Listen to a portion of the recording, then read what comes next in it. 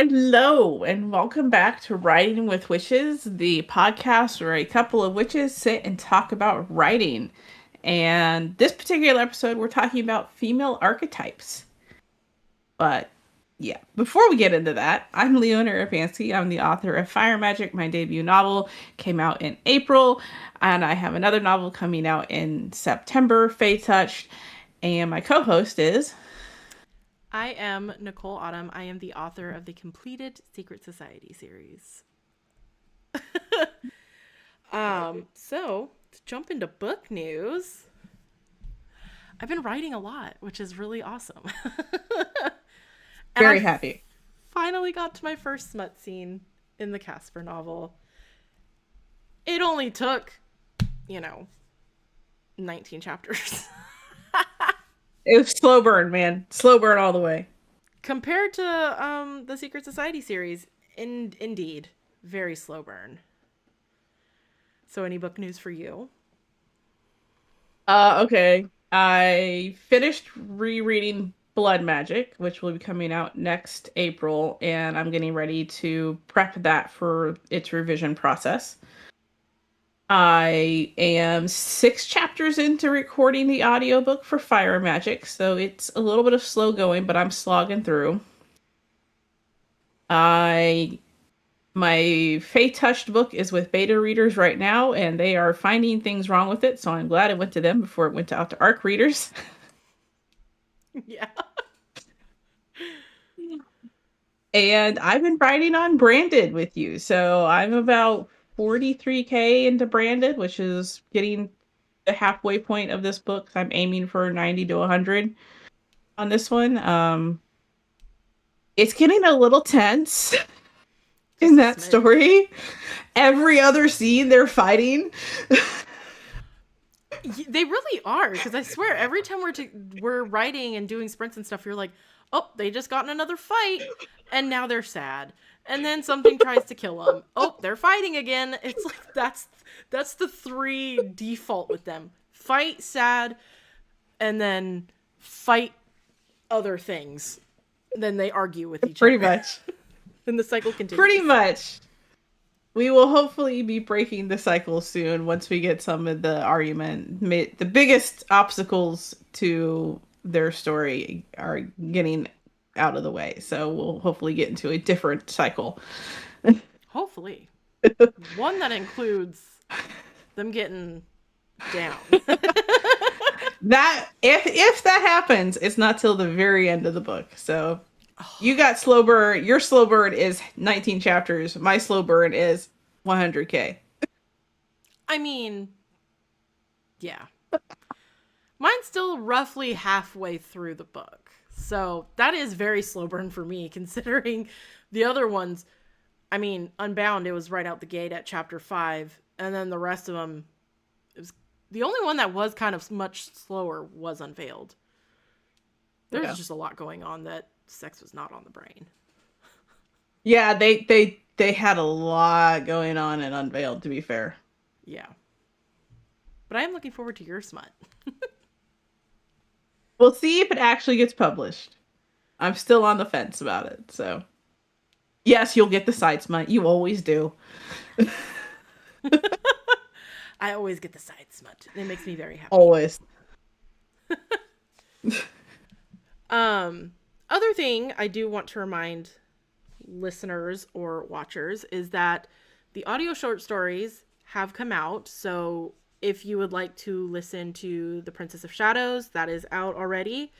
And 2 weeks ago, The Crimson Dagger came out on audio, and you could check and find that on our YouTube channel at Mythweavers. So yeah, I'll have that all linked below for you. That was the other book news that I didn't want to forget or wait till the very end to mention it. Yes, and on top of that, the anthology of the short stories is coming out in November. Mm-hmm. And I don't remember, I might have already mentioned this, but Fae Touched is coming out in September. Yeah. So Mythweavers has 2 more books on the docket for this year before we're done for the year. Yeah. And then we're jumping right back in January. Yep. And hopefully Eventually, because we are doing all of the audio short stories, we'll be able to compile that into a full audiobook that goes along with the anthology. So That's the hope. nice. Yeah, that is the goal. Yep. So All right. I think that's it. I think that's We just it. have a lot of book news. We did. There a lot of things are happening right now, and A lot of wheels turning. we're getting a lot of stuff going, which is great. So should we jump into this week's episode? We should. Okay. Female archetypes. What is it? An archetype is a universal symbolic pattern of female behavior, energy, or personality. So they're going to be like character profiles, essentially, for characters. Female characters? Yeah. In this specific instance, yes. Yes. Female characters for this instance.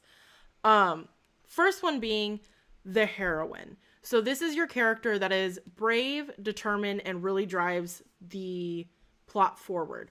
These are going to be like legitimately the main character energy type female characters. So examples would be Katniss from Hunger Games. She is the heroine in that story. Yeah. Yeah. I'm going to take a quick step backwards just real fast because I know a lot of people are going to be wondering what's the difference between an archetype and a stereotype. And an archetype is kind of like the foundation for a character and you build on that foundation. So it gives you inspiration, but it doesn't limit you. Yeah. Versus a stereotype narrows in the character and makes them predictable, and they're only known for one or two things. So archetypes are good for building their foundations up. You want to avoid stereotypes because what that does is limit your character and narrow it in. Yeah. If that makes sense. So archetypes are more open, a building block, versus a stereotype, which kind of caps the character at a certain point and you don't really see much more of them. So I just wanted to clarify the difference between those in my mind anyway. No. That makes sense. And the example that kind of popped up in my head when you were talking about this was, you could have a character that's brave, right? And that's pretty broad. We don't know how they're brave. You don't know how they're going to show they're brave. Where a stereotype could be the dumb blonde. That's a stereotype that you're like, oh, well, because she's blonde, she's dumb. And that's going to be her whole personality. Where being brave can be shown in many different ways. And it is very open to interpretation. So that totally made sense to me. And that's where my mind went. Of course, it was the dumb blonde because I used to have blonde hair in high school. And they used to tell me, oh, you're just the dumb blonde. I'm like, bitch, I got straight A's. Go away.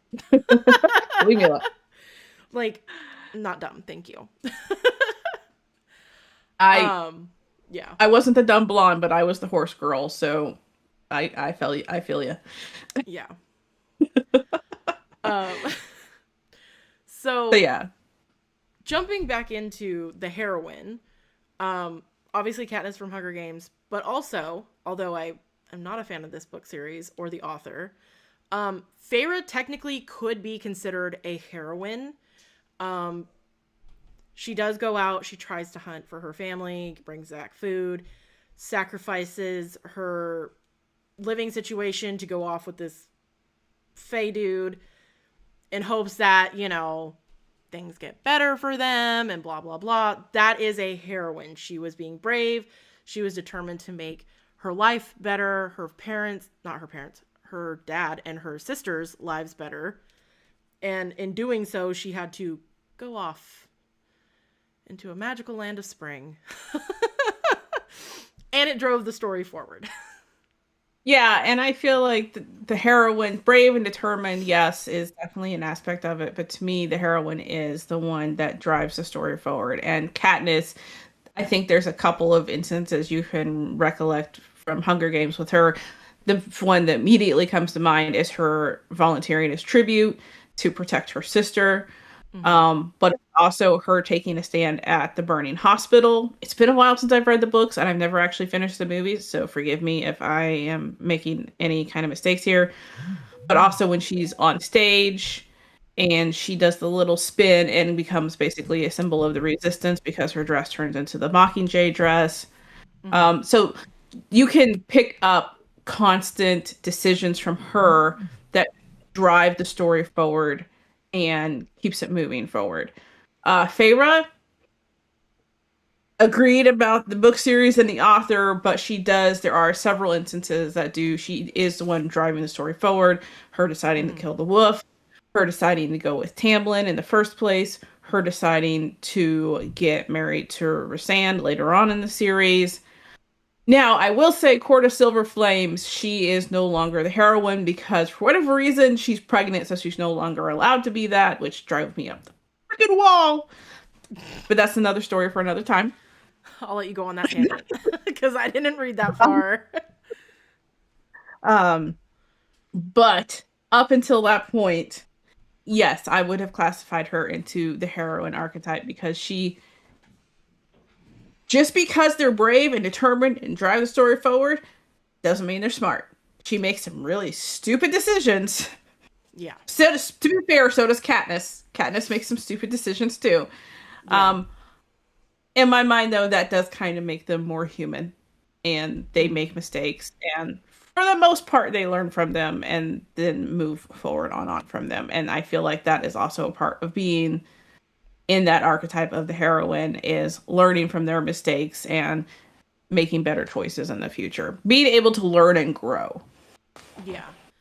Um, I would agree with all that.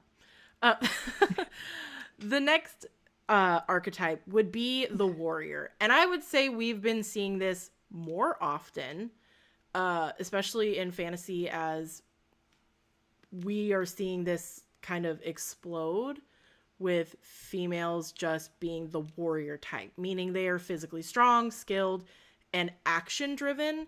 So they're in the fight. They're not just making decisions off on the sidelines. These are not your princesses. These are the girls that are, I mean, they can be a princess, but they're I in the mean, fight. unless you're a warrior princess. A warrior princess, yes, which would be Xena, the warrior princess. She was a good example of a woman that was physically strong, skilled, and she was action driven. She didn't wait for anyone to do what needs to be done. She went in and she did it. Another example would be Wonder Woman. She comes from a tribe of Amazons and she goes out and just kind of kicks ass. And half the time does it better than the boys. Let's be Like fair. 90% of the time. Yeah. 90%. Yeah. But like I said, I think we are seeing more of the warrior type coming out with the female characters lately, especially in fantasy. I wouldn't necessarily say, because my first thought was Fourth Wing, but I don't think she fits that because her broken body, like period. Mhm. She has, and I wouldn't say she's necessarily skilled. Action driven, yes, not necessarily skilled or physically strong. Um, as much as I didn't personally care for the book, I can't even remember her name. That's how much the chick from Throne of Glass. She was physically strong, she was skilled, she was action driven as an assassin. Um, she knew what she was doing in a fight. Um, and I'm just gonna toot my own horn here a little bit. Brenna from Fire Magic. I would have classed her into the warrior before the heroine, honestly, because Oh, the fight is 100%. where she thrives. Mm-hmm. So, I would knows even on say purpose. another character that would be considered a warrior character to me would, if we're looking at like, um In Game of Thrones, I would say Arya would be a warrior archetype for a woman or girl. Because she goes in, she learns the skills, she fights, she's in it, and she is not afraid to get her hands dirty. Yeah, I would say she grew into the warrior for sure. Yeah. I don't think she would have started out that way, but yeah, Mm-mm. I would think she definitely grew into that archetype. Agreed. Yeah. Is there anything? I know there's one that I'm thinking of that I cannot get the name of, and I can't remember who wrote. And I know we're bringing her up later again, but I will also say Black Widow from the Marvel Universe. I know we classified a female character can be in more than one archetype, just so you know. Yes. Um, but I would definitely put Black Widow into the warrior because she is physically strong, skilled, and action driven. She Yeah. thrives in a fight. That is her specialty, and that is where she thrives. So, Yeah. The next one would be the Shadow Woman, which is mysterious, morally gray, and powerful. Sometimes the antagonist. I don't want to say all the time because there are I'm sure there are those women that are on the right side or on like the protagonist side. But they can also be the antagonist. Well, I mean all of them really could, to be fair. But one good example of this would be Melisandre, the Red Woman from Game of Thrones. She kind of sweeps in. She's very mysterious. She does things that we may not consider the best idea, but that's why they are considered morally gray. They are doing what they feel is right in the given situation. And I mean, hello, she had magic, so powerful. I would also say, now this may be a hot take, but I also feel like Cersei could have been considered a Shadow Woman. Because she had power in a different way. She was definitely morally gray, borderline morally black, and very mysterious. She did not always tell her plans. She made a show of doing things in a way that people were kind of always guessing what she was going to be doing. I wasn't sure if you... Because you started to say something, but I didn't hear you. No, that's fine. No, I was just agreeing with you. I, like I said, I didn't finish the series, so I'm just going off of what I remember in the books. But yeah, I would agree with that. And I'm going off of what I saw in the show because I haven't read Game of Thrones yet. We have it. It's on the TBR, but I have not read it yet. So the next one would be the Scarlet Witch. I have not watched any or read much of the Scarlet Witch, so I'll let you talk about that one because I'm a little in the dark on that one. So Scarlet Witch, I am mainly referencing her role in the Marvel Universe. So the ones that would really focus on that would be, which ones was she in? She was in. Well, yeah, WandaVision. I was trying to go in order of when she appeared. The second Avengers, I believe, which I think was Age of Ultron. And then Winter Soldier she was in as well. And then WandaVision. And then she was in the Doctor Strange and Multiverse of Madness. So those were the four main ones that she appeared in. And she actually goes back and forth. Like she goes when she was in Endgame and the one that was before that, the Time War one or something. Anyway. But she actually goes from antagonist in the beginning because she is against the heroes at the start of Age of Ultron to becoming a protagonist through the Infinity War and Endgame. And Winter Soldier, she's the antagonist.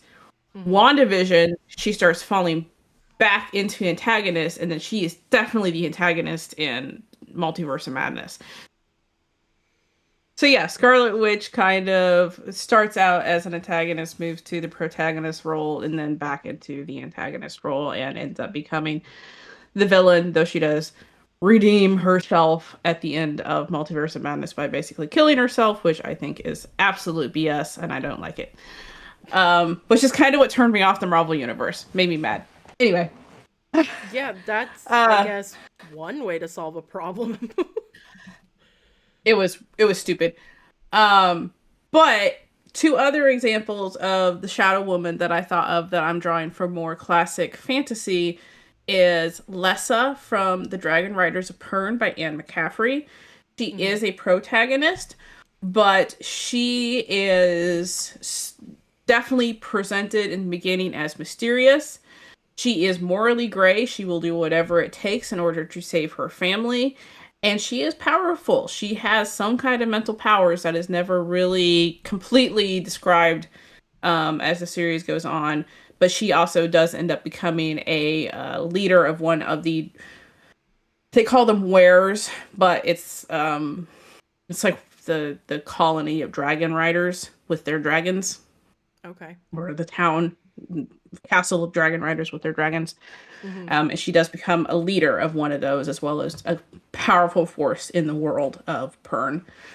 And then the other one that I had is a little older, and I don't know how many people are actually going to remember her, but if you have read the Arrows of Valdemar trilogy by Mercedes Lackey, you will probably remember the lady named Hulda, Hulda, who ends up becoming, she was originally a spy within the Kingdom of Valdemar, ends up going over to the Kingdom of Hardorn and becomes the consort of the king there, who in turn try to basically take down the Kingdom of Valdemar. And she is definitely presented in the antagonist role because she is one of the torturers of the main character, Talia, in the Heralds of Valdemar, Arrow's Fall. So, that was fun. She's also a blood mage. Oh, jeez. She definitely fits into the Shadow Woman archetype there. Sounds like it. And depending how old this character is, like, old as in what year it was written, she could be one of maybe the original Shadow Women. Yeah, I could definitely see that. Arrows of Valdemar. Now I have to look it up real quick. Arrows of the Queen was published in, which was the first book, 1987. Okay. So I wouldn't say she's one of the originals, but she's definitely one of the... At the time, I would also say she was being portrayed as stereotypically villainous. Okay. But the fact that she was a woman kind of, to me, puts her more into the Shadow Woman archetype, because she definitely... You don't realize how awful she is until the last book of the trilogy. So... Oh, jeez. Yeah. I told you gotta read this trilogy, man. It's really good. I have so many things on my TBR, and I'm such a mood reader, and I think that's why I've been struggling so bad when we do, like, read-alongs or, like, because I'm a mood reader. So I'm like, if I'm not in the mood to... totally fair. But I try to push through. But you may just be getting your own copy of the Heralds of Valdemar Arrows trilogy, because little bit of publicity for this. They are republishing the 3 books, Arrows of the Queen, Arrow's Flight, and Arrow's Fall, in a leather-bound backer kit edition that I am absolutely getting. And I'll send you my old anthology of all 3 books so you can have it sitting there waiting for you. Oh, yes. So it could sit on my shelf and be like, hey, you said you were going to read me. Right next to Green Rider. Yeah, and she's sitting right there, waiting for me. I hear her. She's like, read me. But I have so many books to anyway. read. Those those are probably some lesser known, but if you're a big fantasy reader that has been reading fantasy since the late 80s, and you read those trilogies, you'll probably understand where I'm coming from with those two examples. Also, go read those trilogies. They're really good. They're great. You should read them. Pick them up now. Don't just make it sound like Exactly. an infomercial. I am down for that. I will absolutely do that. Promote the books that I love. Anyway. Yeah. So that would bring us to our witchy tip, which at the time this comes out, we're roughly 5 days away. You said it was the 21st, yes. And this comes out on the 16th. So 5 days away from the summer solstice. Oh, words are hard. Words are hard. This is the longest day of the year. So this typically is celebrated as a fire festival, and you kind of just party it up all night long until the next day kind of situation. Taking advantage of that long day, because after that, the days are going to start to slowly wane back down until we head into winter, and then we get our longest night. I typically love making honey cakes on summer solstice. They're so good. They are so good. And I get, I have a little honeycomb mold, so they look like a honeycomb, and it's honey cakes. So yeah, summer solstice. It's right around the corner. Yep. And bonfires are great. Bonfires are great on summer solstice. For sure. You really party can't it up. Yeah. Just a big bonfire on a summer night. Yeah. That's actually the start of summer, to be fair. Mm-hmm. Officially, yes. Yes. Officially per the calendar. That always confuses me that the first day of summer is also the brightest. I don't know. I feel like that would have been the middle of summer, but yeah, I didn't create the system, so we just let you know what we know about. Yep, we just let my brain to mouth not working very well. So, our little witchy tip: celebrate summer solstice. It's a good time. It is a good time. Yeah. So jumping back into our female archetypes, the next one would be the rebel. I feel like this one is kind of going hand in hand with the warrior. We tend to see these go together. The rebel is considered defiant, bold, and anti-authority. These are the female characters that don't take no for an answer. They're going to do what they want regardless of what you tell them. And they tend to question everything. They are skeptics. And I would also dare say, tend to be the ones that are also more curious because they want to know the answers to things. Which also makes them kind of rebellious because they want the answers and no one's willing to tell them. Yeah, that's for sure. Not gonna either. I'll let you take the first point because as bad as this sounds, I have not really watched Star Wars all the way through. That's fair. To me, the rebel is one of the original female rebels in TV, and that would be Leia Organa of Alderaan from the Star Wars series. She starts out as a princess, moves into a general. I'm not sure when she starts that I would classify her as the warrior, because she's more of the spy and leader and coordinator of the rebellion versus she can fight, don't get me wrong, but that's not she's not hand-to-hand specialty like Luke Skywalker or Han Solo is. She's more the behind the scenes, coordinating everything, making sure everybody has what they need in order to make the battles a success and that kind of thing, and moving people off planet on planet as they needed.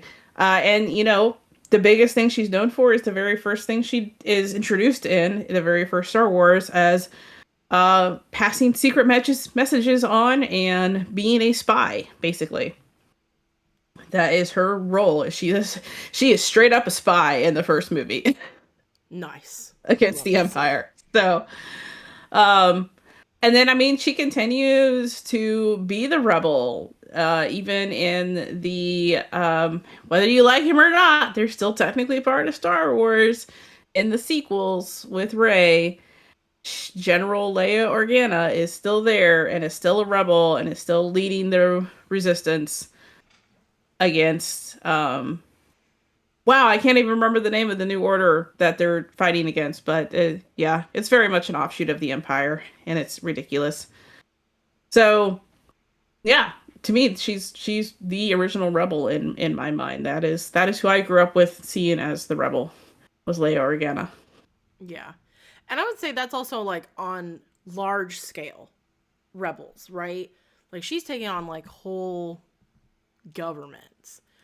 Where Yeah. a smaller example would be someone like Merida of Brave, because she is defiant, very bold, and she is anti authority, i.e., her mother, who is the authority as the queen. Um, she basically does not want to do what she's told. She wants to live her own life. She does not want to get married, which is so teenagery of her. Don't tell me who to love. But she does do something kind of bold, and she goes to a witch and all that stuff. So anti-authority, like I said, is her mom, but her mom is the queen and she is the princess. So she is supposed to do her duties as a princess, and she's like, no. Ain't gonna happen. Not happening. Um Also, I think I don't know the character's name, but the main female character of the Divergent series, she would also be considered a rebel. She kind of goes off the status quo. She goes to fight back against her government. Katniss could also be considered a rebel too. She starts as that heroine and then kind of topples into the rebel as she starts to head against the, like, what the fuck is it called? The capital. So again, your female heroine or your female characters can be more than one or change from one to the other, as we have mentioned before.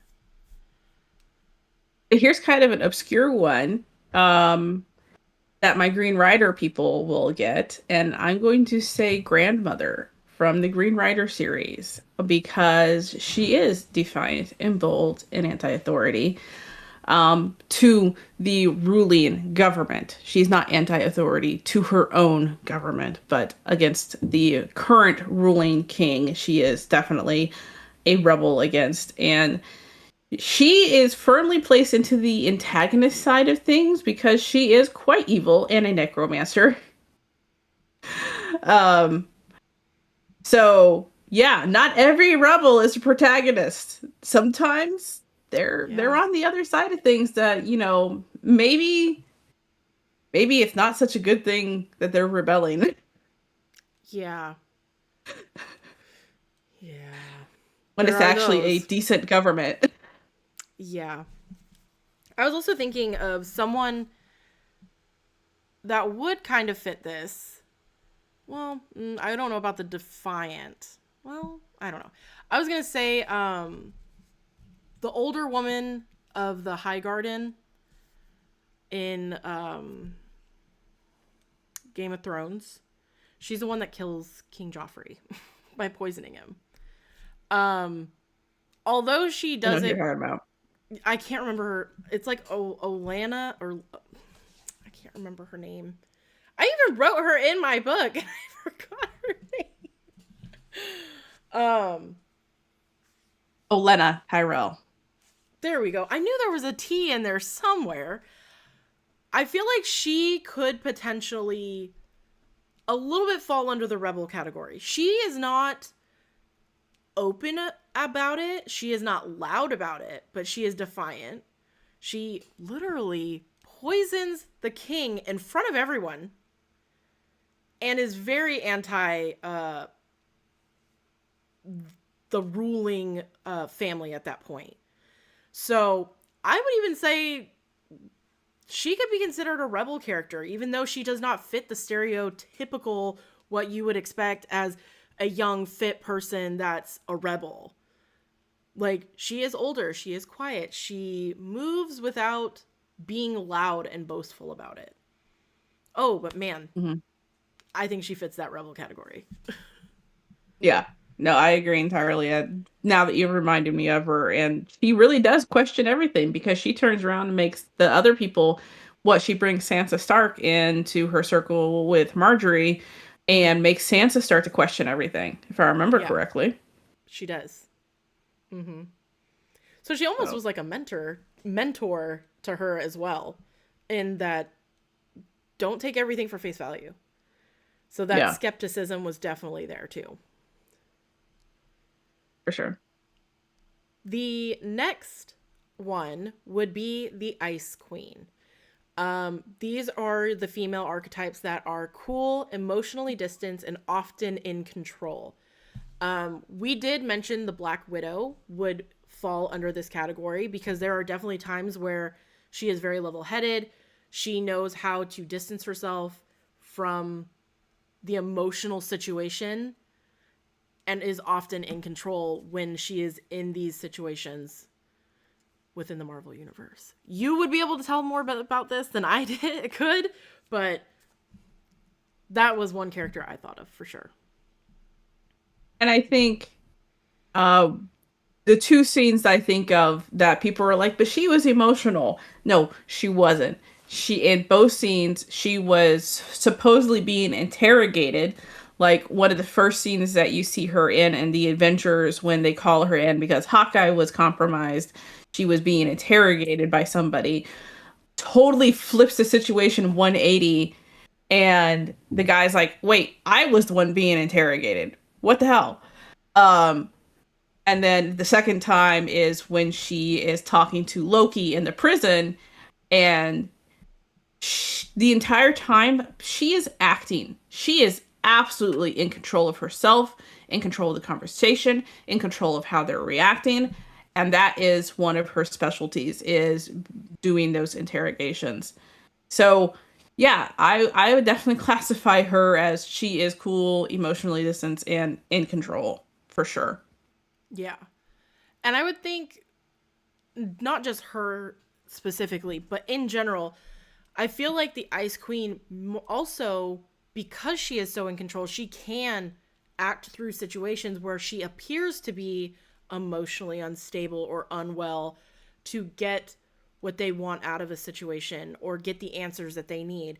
So, in that aspect, that is where they are emotionally distant. They may appear emotional or over the top for whatever reason, but it is serving a purpose in the long game. Yeah. Another person, because we've been reading The Wheel of Time, Moraine is an ice queen. And they have even said, I believe they even call her that in the books, Yeah. that she is an ice queen. Purely because she does not give away a lot. She does not get emotionally attached to the people that she is around. I mean, hell, even Lan is still left in the dark a lot of the time, and that's her warder. They're supposed to have a bond like no other, and yet she is still emotionally distant and often in control of situations that he doesn't even get a bird's eye view into. Yeah, not just yeah, yeah. I'm pretty sure they do call her an ice queen at one point because she is removed, she is remote, she keeps her distance emotionally. She is the one time I think I remember her not being in control is when what were they called the vampire like things. I don't remember Yeah. what they're called, but when he basically was attacking her and she was about to die. It's Yeah. the only time I remember seeing her not being in control of the situation. And I think I would agree that is one of the things, because even when we were reading the last book that we just read, towards the end, she even says, how do you know I wasn't behind the scenes doing this, or why you ran into this person and not this person? And so she is constantly playing chess with everybody. And that is very, very Ice Queen, in my opinion. Mhm. So, He's pulling the puppet strings. yes. I'm trying to think of anyone else that could fit that category, and I cannot think of it. I mean, to a point, you could put Elsa from Frozen into that because she is cool, emotionally distanced, and tries to stay in control. Mm-hmm. I think she kind of flips the script on that, which is the point of the movie. And is no longer emotionally distanced and realizes that that is why her powers were going out of her control. Um, I mean any fairy tale based on literally the Ice Queen is gonna have that archetype sitting in there, and they are usually the antagonist of the story. Yeah. So I would also say, this just popped in my head. If you have seen the movie Salt with Angelina Jolie, she plays a spy, and the whole time she is pretty much cool, calm, collected, not an issue until they go after her husband. But then, even after that, every move she makes is calculated. And she, after that one breakdown, like, holy shit, they took my husband. The way she moves throughout that movie is cold blooded. Like, holy shit. So, I would even say that she could be that Ice Queen archetype, which technically would be a protagonist because she's going to go save her husband from the Russian spies. So, yeah. Well, she kind of flip flops. I think she's like a double agent. another one that made me just think of, thanks to you bringing that one up, is Scarlett Johansson's Lucy movie. Yes, yes. Is That that once that flip switches, once that switch flips. flips, There you go. as she gets access to all of the brain powers, she definitely, I only remember seeing her be emotional once or twice after Mm-hmm. that. And one of them is literally when her body is trying to disintegrate itself. Oh, So Jesus. I don't blame her for not being much in control at that point. Yeah. But yeah, the whole rest of that time, she is a step removed from everything. She is cool. She is playing chess. She is reaching out to the people that she needs to reach out to. And yeah, it's I'd say that's an example of the Ice Queen as well, as a protagonist versus an antagonist. Yeah. Um, so the last one for this episode would be the innocent, the naive, hopeful, and idealistic female character. Um, this is the person that tries to see the best in everyone, tries to give them the benefit of the doubt. When things kind of go wrong, they try to find that silver lining. They try to keep things up, I guess is the best way to put it. Um, and I felt like a good example of this would be Rapunzel from Tangled. Even when they are literally in a cave about to drown, she somehow still finds some way to just get out of it and keeps her head up. I mean, she literally almost drowns in a river and she's like, we're alive. Like, she's happy. Like, granted, yes, that's a good thing to be happy over, but, and then she just picks up and keeps on going. Like, very idealistic and hopeful, and just obviously the whole point of her story is her being naive and coming to learn about the world around her. Yeah, agreed. I think personally Flynn has the better reaction coming out of the river. Her hair glows. Her hair really glows. Why does her hair glow? That's a legitimate reaction, and she's just like, we're alive. Let's get going. And you're just like, what the fuck? Girl, Yeah. you have some explaining to do. So I'll let you and then cover the next one. yeah, the last one that we have is Lucy from the Narnia series. She is in the first 3 books, I believe. It's been a while since I've read Narnia, so forgive me if I am misremembering here. Um, but she is definitely seen as someone who always had like childlike wonder in her eyes, and she's always the one that uplifts them. Um, Ironically, she is nicknamed Lucy the Brave because she's always moving forward and keeping everyone optimistic and happy. And that is, she's always laughing. She's always happy. Um, I almost, I don't know. It's hard sometimes because you have to remember the timeline that story was written in and everything. But I think there was more to Lucy than what was portrayed in the books, and I wish that we had the opportunity to explore that. But it is what it is. That's what fan fiction is for, right? Yep. Um, but yeah, I would say Lucy is definitely as the innocent. She definitely gets away from being naive, but she never moves away from being hopeful and idealistic and trying to see the best in people in the books anyway. Yeah.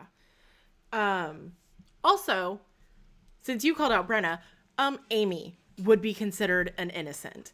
She is very naive and hopeful and idealistic in how things should be and just tries to see the best. I mean, hell, she tried to see the best in a demon prince. Like, let's be real. Girl, that was a mistake. That is true. Um, Yeah. so she is still naive even up until, like, you know, the novella. She's buying her parents Christmas presents when she knows they're about to die. Yeah. But naive and hopeful, you got to give it to her. She tried. So, yes, I think I love the innocent character just because they do tend to a little bit bring the light, especially in books that are heavier or darker or whatever. Having that lightness is nice, a nice reprieve sometimes. Hmm.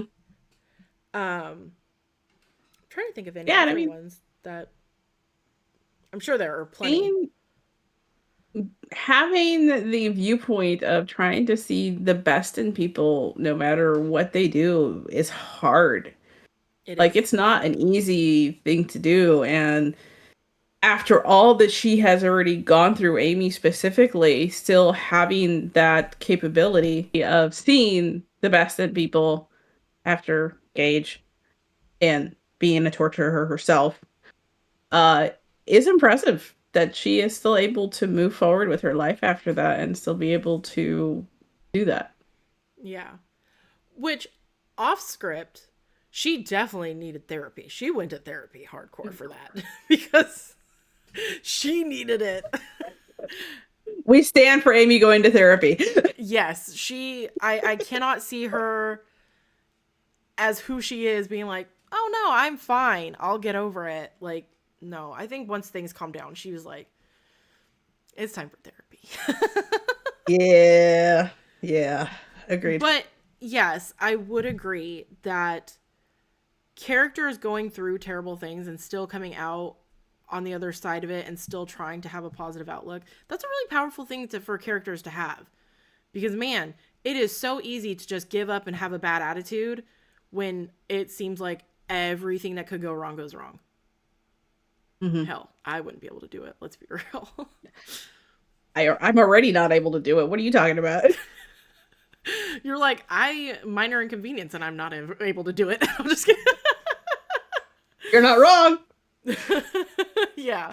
So good for them.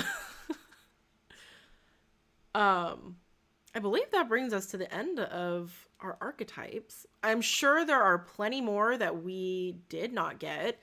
But we also didn't want this episode to be like 2 hours long. So, Hmm. We're already pushing it. Yeah, we're already pushing an hour almost. So, yes, I believe that would be the end of that. And on to book reviews. I am still listening to other books and trying to Fair read. enough. So I do not have a book review because right now I'm now getting up to Fey Touch. So I've been reading that. It's true. And she's not allowed to review that yet. Nope. So far, I'm pleased. I'll just say that. So far, All I right. like I'm it. happy with that. So, book Um, review for you. so diving back into classic lit, and it's a shorter book, so I'll keep it on a shorter review. It's called The Giver by Lois Lowry.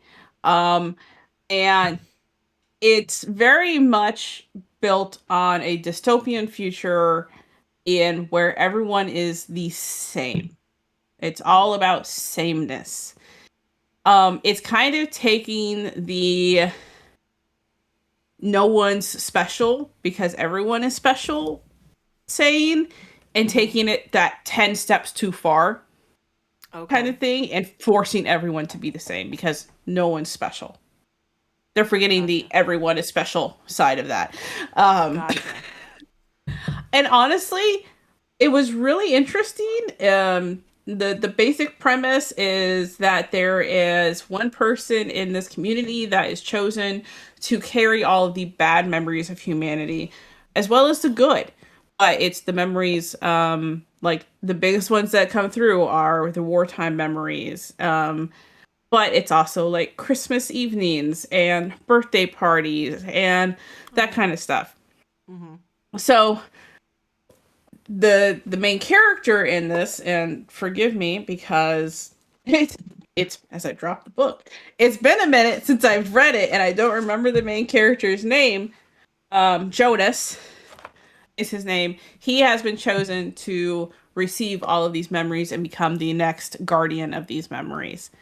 And so it is about him receiving the memories, and then there's a whole plot line where he's trying to rescue this child, and so he runs away from the community. It's a short read. It's very good. I really enjoyed it. It really reminds me of one of my favorite short stories, which is Harrison Bergeron by Kurt Vonnegut. I don't know, Junior. Mm-hmm. Vonnegut. Um, with the ballerinas with the weights on them and a mask to make everyone look and act the same. So it was in that vibe of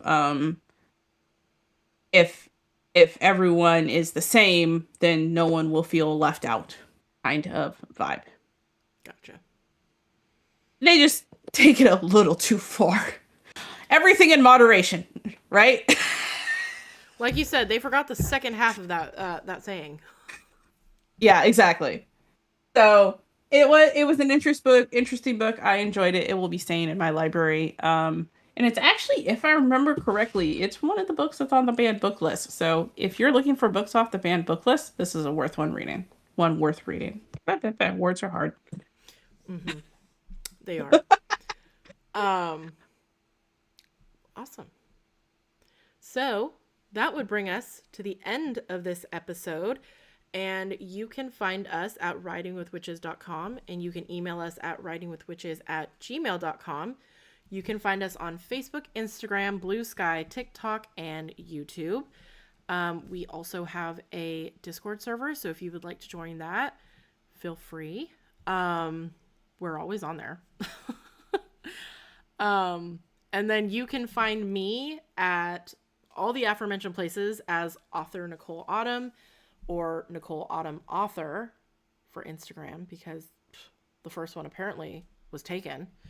Um, so, and I also have my own Discord server, and you can find me at authornicoleautumn.com. Leona. You're going to mainly find me on Facebook and Instagram as Leona Urbanski Author. You can also find my website, leonaurbanskiauthor.com, or sign up for my Substack at leonaurbanskiauthor.substack.com.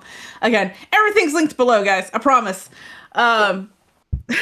And then you can find both of us at mythweaverbooks.com, where you can purchase all of our books. You can also purchase merch from our books and stay up to date on when the latest audio short stories come out and when the next books are coming out. Sign up to be ARC readers. We're going to be looking for ARC readers pretty like this month, I think, for Fey Touched. So this month or next. So I think it's keep like an eye next out for that. Yeah. Yeah. So if you wanna read what Nicole's reading right now, sign up for an ARC reader. I need some. We need lots of ARC readers. Yes. And I also have my book review page going again, so you can find that at Leo's Book Reviews on, I have a WordPress, I have Facebook, and I have a YouTube channel. Yeah. Da, da, da. It's a mouthful. I know. It is. So thank you all for watching and or listening. Next week we will be covering male archetypes. So there's that. Here's that. There's that. So again, thank you all for watching and or listening. We hope you have a wonderful week and we will see you next time. Bye. Bye.